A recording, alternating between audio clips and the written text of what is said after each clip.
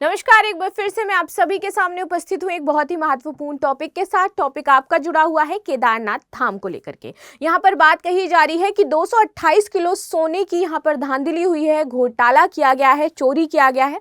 और इसी को लेकर के जो आदि मुक्तेश्वर महाराज जी हैं उनका कहना है कि इस पर कोई जाँच क्यों नहीं हुई है। ये शंकराचार्य हैं, इन्होंने बोला इस पर जाँच होनी चाहिए और आप ये जो दूसरा धाम बना रहे हो दिल्ली के बुराड़ी में, इसको बनाने की कोई आवश्यकता नहीं है क्योंकि हिंदू धर्म इसको अलाउ नहीं करता है। अब ये तो रहा मामला, लेकिन हम इसमें ये समझेंगे कि कॉन्स्टिट्यूशन में यदि किसी मंदिर में धांधली हो रही है, घोटाला हो रहा है, तो उसके क्या नियम कायदे कानून है और हमारे संविधान में धर्म को लेकर के क्या बातें कही गई हैं, इन सारी चीजों को हम डिटेल में एनालिसिस करेंगे। मेरा नाम है प्राची मिश्रा और संस्कृति IAS के इस प्लेटफॉर्म पर आप सभी का स्वागत है। चलिए आज का टॉपिक शुरू कर लेते हैं और इसके महत्वपूर्ण बिंदु और पहलू जरूर देखते हुए चलेंगे। तो केदारनाथ से गायब हो गया 228 किलो सोना। शंकराचार्य स्वामी आदि मुक्तेश्वरानंद ने आरोप लगाया है कि इसकी अभी तक जांच नहीं की गई है और ये मामला अभी का नहीं है, ये मामला 2020 के आसपास का है, जब ये बात कही गई थी कि 28 किलो सोना चोरी हुआ, 200 किलो सोना चोरी हुआ और इस प्रकार से करके यदि ऐड किया जाए तो 228 किलो सोना के आसपास वहां पर चोरी हो गया है, इसका घोटाला हुआ है। शंकराचार्य का कहना है कि आप ये जो मंदिर बना रहे हो, घोटाले के बाद ये मंदिर आप कहाँ दिल्ली में बनाने जा रहे हो जिसका कोई औचित्य होता नहीं है। ठीक, दिल्ली में केदारनाथ मंदिर के निर्माण को लेकर के विवाद बढ़ गया है। ज्योतिर्मठ है शंकराचार्य स्वामी अवि मुक्तेश्वरानंद, इन्होंने आपत्ति जताई है कि वहां पर मंदिर नहीं बनना चाहिए और केदारनाथ धाम से जुड़े पंडित और पुरोहित इस निर्माण से नाराज हैं जो कि बन रहा है कहां पर, दिल्ली के बुराड़ी में। वहीं शंकराचार्य ने केदारनाथ में हुए सोने घोटाले पर भी सवाल उठाए हैं कि इस पर अभी तक बात क्यों नहीं की गई। देखिए, हमारे भारत की यदि बात की जाए, हिंदू धर्म की यदि बात की जाए तो 12 ज्योतिर्लिंग हैं, उनमें से आपका एक केदारनाथ भी आता है। ठीक, और इसीलिए यहां पर ये कहा जा रहा है कि हम अपने धर्म के विपरीत जा रहे हैं। हमारे धर्म में ये नहीं लिखा गया है कि जो 12 स्थान है जो कि पूरी तरीके से पहले से ही बताए गए हैं कि यहाँ पर होने चाहिए, हम उनको क्यों हटा रहे हैं, जबकि यहाँ पर हटाया नहीं जा रहा है। आप देखते हो ना कि बहुत सारे डुप्लीकेट्स बना दिए जाते हैं। जैसे हम ताजमहल को जानते हैं तो वहीं पर बहुत सारे, कितने लोग हैं आप में से, चलो मुझे बताना, जो बेबी ताज के बारे में जानते हो, वो भी वहीं पर बना हुआ है। और हम अभी तक चारा घोटाला सुन रहे थे, शराब घोटाला सुन रहे थे, अब ये मंदिर भी घोटाले में आ रहे हैं। ये एक बहुत बड़ी चिंता का विषय हो जाता है और हमें आगे कौन कौन से घोटाले देखने को मिलेंगे ये एक बड़ी बात है। हम पेपर स्कैम देख रहे हैं, नीट स्कैम देख रहे हैं, ये सारी प्रॉब्लम्स हैं। और अब क्या है, इसमें हमें कुछ ऐसे खास रिफॉर्म्स की जरूरत है इस टाइम जहां पर इन सारी चीजों पर लगाम लगा सके।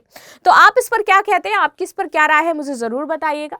आगे देख लेते हैं क्या है मामला। दिल्ली में बनने वाले केदारनाथ मंदिर पर ज्योतिर्मठ शंकराचार्य स्वामी अवि मुक्तेश्वर ने आरोप लगाया है कि जो सोना वहां से गायब हुआ है ना, उसका यूज यहाँ पे किया जाएगा। उन्होंने बोला ये जो 228 किलो सोना गायब हुआ है, इस मुद्दे को अभी तक क्यों नहीं उठाया गया, इसको क्यों नहीं उठाया जाता है, और वहां घोटाला करने के बाद अब दिल्ली में केदारनाथ बनेगा और फिर एक और घोटाला होगा यहाँ पर। ठीक है, केदारनाथ से 228 किलो सोना गायब है, इसकी कोई जांच अभी तक शुरू नहीं हुई है और इसके लिए कौन जिम्मेदार है, ये बात यहाँ पर बार बार कही गई। ठीक है, हिंदू आस्था के खिलाफ है। शंकराचार्य का कहना है कि ये हमारी हिंदू आस्था के खिलाफ है। हम हिंदू धर्म को मानते हैं और हिंदू धर्म में 12 ज्योतिर्लिंग निर्धारित हैं और उनका स्थान भी तय है ऑलरेडी कि ये ज्योतिर्लिंग कहां पर होंगे।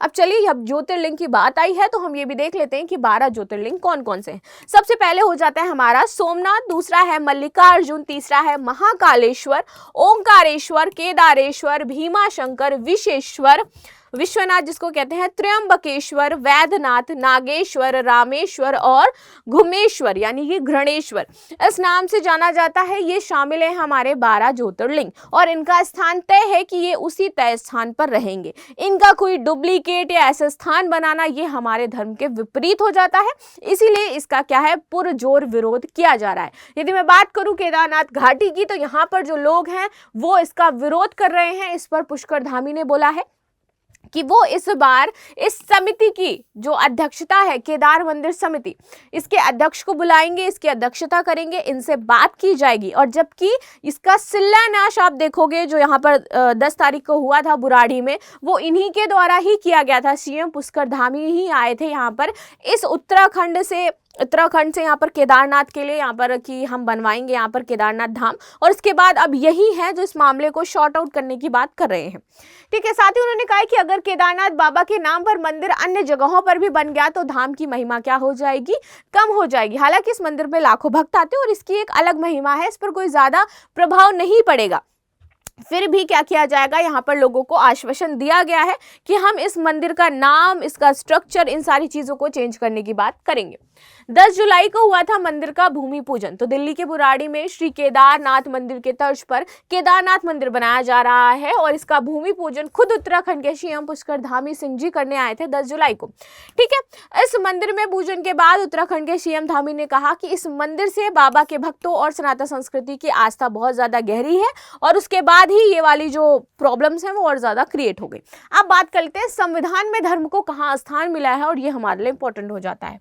धर्म को समवर्ती सूची के मध्य में संख्या 28 के रूप में सूचीबद्ध किया गया है। तो ये हमारी समवर्ती सूची का हिस्सा है, यानी कि केंद्र और राज्य दोनों ही अपने अकॉर्डिंग से इसको देख सकते हैं। ठीक है, इसमें दान संस्थाओं, जितनी भी संस्थान है जो दान कर रहे हैं, मंदिरों, धार्मिक जो बंदोबस्त है उनको, और धार्मिक संस्थानों से संबंधित प्रशासनिक परिवर्तन व नियमन शामिल है कि कैसे उनका विनियमन किया जाएगा, क्या क्या चीजें इसमें शामिल की जाएंगी। तो अब यदि मंदिर में घोटाला हो रहा है या मंदिर में घोटाला किया गया है तो इसकी बाकायदा संवैधानिक रूप से भी जांच की जा सकती है। न्यायिक प्रक्रिया पूरी तरीके से चलाई जाएगी और देखा जाएगा कि यहाँ पर क्या प्रॉब्लम हुई है। यदि कोई भी व्यक्ति दोषी पाया जाता है तो उस पर कड़े से कड़ी सजा का भी प्रावधान यहां पर दिया गया है। देखते हैं भारत में मंदिरों के विनियमन पर न्यायपालिका क्या कहती है। चलिए, यहां पर एक मामला था, इसको पूरा मामले से समझेंगे तो हमें बहुत अच्छे से समझ में आएगा। आयुक्त हिंदू धार्मिक बंदोबस्ती मद्रास बनाम श्री शिशूर मठ के श्री लक्ष्मींद्र तीर्थ स्वामीनाथ 1954 का यहां पर यह मामला है। ठीक है, इस मामले में कहा गया है कि सरकार के पास मंदिरों, मठों आदि के लिए उनकी धार्मिक आस्था के आधार पर विभिन्न नियामक उपाय करने की शक्ति है। तो यहाँ पर सरकार के पास ये शक्ति है कि वो जांच बैठा सकती है, देख सकती है क्या प्रॉब्लम्स हैं, क्या समस्याएं हैं, एंड देन उसको शॉर्ट आउट करेगी। यदि ये सरकार के अंडर में नहीं आ रहा होता तो आप देखते हैं कि ये जो आसाराम बापू जैसे लोग हैं जो बड़े बड़े अपने धर्म के नाम पर बहुत सारे कुकर्म कर रहे थे, या फिर आपके वो कौन से बाबा थे, आई डोंट नो, राम बाबा, अगर नाम पता है तो मुझे बताना, हनीप्रीत वाला जो मामला था, तो वो लोग अभी तक अपनी दुकान चला रहे होते। ठीक है, उन पर कड़ी से कड़ी कार्रवाई हुई, जो भी प्रॉब्लम थी उनको शॉर्ट आउट किया गया एंड फाइनली वहां पर वो जेल के पीछे हैं। यह सब भारतीय संविधान के दायरे में रहकर किया जा सकता है। ठीक है, यहाँ न्यायपालिका का मानना था कि सरकार धर्म से प्रचलित कुरीतियों को समाप्त कर देगी। तो धर्म में जो कुरीतियां हैं उनको समाप्त करने के लिए सरकार पर पूरी तरीके से अधिकार है। ठीक है, न्यायालय का मानना था कि मंदिर सुधार भारतीय समाज के लिए एक लाभकारी और हिंदुओं की सेवा होगी, कि जो मंदिरों में जो प्रॉब्लम चल रही हैं, जो चीजें हैं, उनको पूरी तरीके से ऑर्गेनाइज करना, चीजों को सही करना, तो वहां पर इनको सही किया जा सकता है। और ये पूरी तरीके से सरकार के हाथ में है कि यदि यहाँ पर कोई व्यवस्था खराब हो रही है, यहाँ पर कोई प्रॉब्लम हो रही है, तो सरकार उसको विनियमित कर सके। ठीक है, तो यहाँ पर यही था केदारनाथ धाम को लेकर के मामला। बाकी आपकी क्या राय है कि दिल्ली में केदारनाथ धाम बनना चाहिए, नहीं बनना चाहिए? ये जो विरोध हो रहे हैं इसका कारण क्या है, क्या इससे समस्याएं उत्पन्न हो सकती हैं, आप सभी मुझे कमेंट बॉक्स में अवश्य बताइएगा। मिलती हूँ नेक्स्ट क्लास में कुछ अन्य महत्वपूर्ण मुद्दों के साथ। तब तक के लिए आप सभी से अलविदा, धन्यवाद। लाइक शेयर सब्सक्राइब करना बिल्कुल भी ना भूलें।